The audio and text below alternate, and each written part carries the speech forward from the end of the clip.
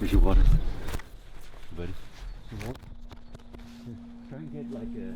I was trying to get it in the sunlight. Oh yeah, it's beautiful. How about that? I was hoping to get the sun through the crystal. Where is the sun? Oh yeah, it's over there. We'll get a better opportunity. It's pretty cool looking.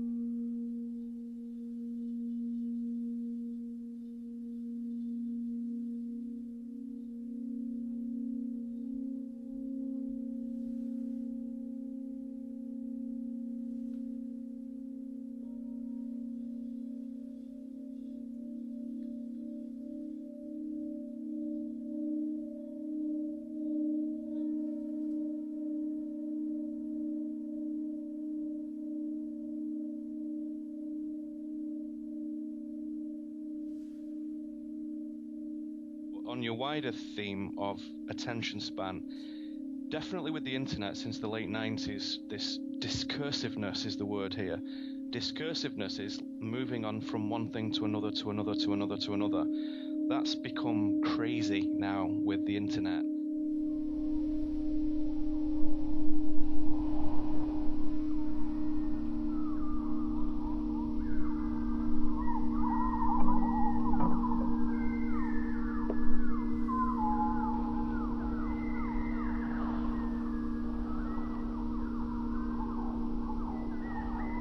Is average shot length, which is the sort of duration of a shot between cuts in the film. So I'll shot like say on a guy's face and then it cuts to the woman he's talking to. So it's the average shot length that the camera stays on each subject. And basically when you go back to the movies of the 50s and 60s and 70s, the average shot length is quite long. So the camera will stay on its subject for quite a while and you get a sense of purpose and being. You see the guy's face, you see the apartment, you see the conversation, you see the landscape, it places you in there. In modern films, that average shot length has gone down to less than a second for most things. Just cut, flick, new image. And so even watching television, if you watch commercials on live broadcast television, for someone who's like, say, 40 or older, it's virtually unwatchable.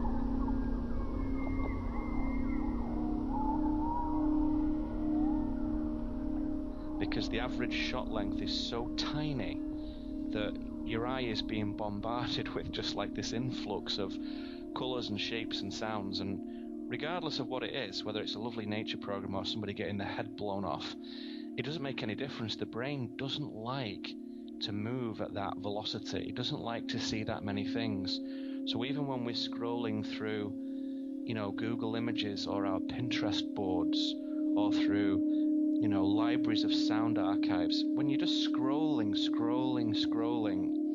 it's bad for the brain. So that shortens the attention span. If you're endlessly scrolling through things, it actually reduces your ability to focus, period, regardless of what you're doing. So my advice, like with everything, is the fabulous technology we've got certainly opens things up, but you have to modulate it and discipline yourself. So more and more, a time arrives in the day where I just shut that laptop, shut that computer, turn that monitor off, and shut the door. And all the technology now is in this room. So the phone, it doesn't live by the bedside anymore. It lives in this room. And everything gets turned off. And it's just gradually improved the quality of life for me. So I always advise people to do that. Turn the stuff off. If you carry a cell phone around, keep it in airplane mode all the time, unless you're going to make a call. What do you want to know about things for? Is there anything that vastly important? Or would you prefer to cultivate your own signal, your own consciousness, your own broadcast, and be where you are? So to have constant interruptions is a sort of trick of empire, really. It keeps people dumb.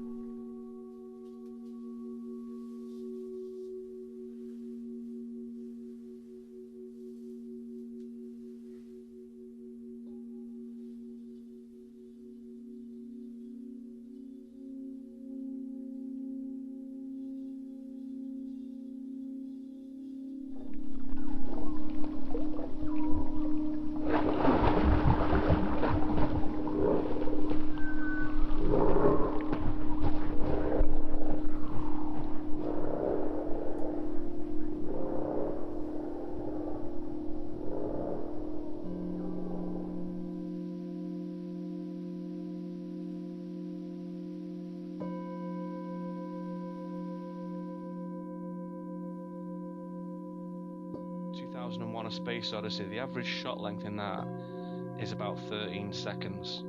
So that means that for 13 seconds, most shots, the camera is static on one subject and doesn't move. That's unheard of today. You won't see modern films unless they're really obscure art house films. You won't see a film stay on its subject for more than 2-3 seconds maybe. So all the new movies that come out, that's the thing to watch out for. And so when people become sort of acclimated to that, they then expect it with everything: conversation, food, clothes, sex, music. You know, it's throughout the whole thing. So you have to concentrate on focus, because in focus and in duration comes depth, comes colour, comes substance and vitality.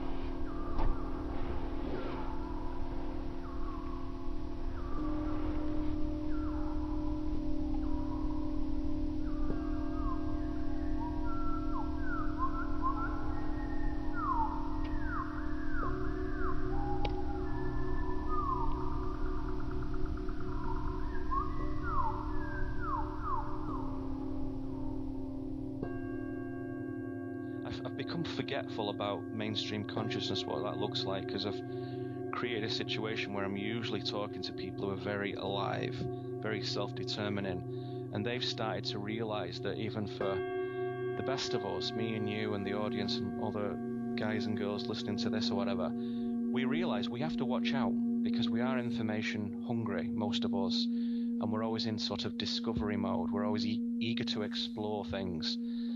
And this sort of penchant for discovery can make us sort of develop this little habit. You know, you think, I'll just have a little injection of heroin in the morning and then that'll be okay. And then lunchtime, well, maybe one more. Then the afternoon, well, I'm kind of bored, maybe a bit more.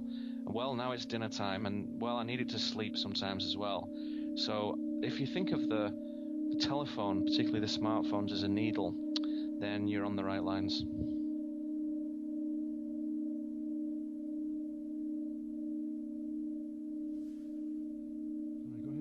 Dude, there's tree bark in your drink. What are you doing? You'll get corona. The text will say the antidote for the corona hysteria.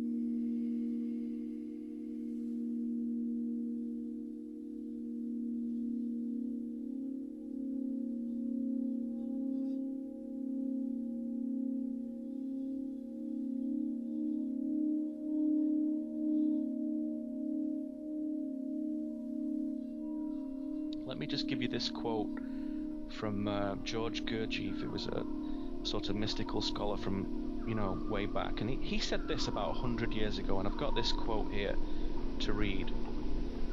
In order to awaken, first of all, one must realize that one is in a state of sleep. And in order to realize that, one is indeed in a state of sleep. One must recognize and fully understand the nature of the forces which operate to keep one in a state of sleep or hypnosis. And it is absurd to think that this can be done by seeking information from the very source which induces the hypnosis.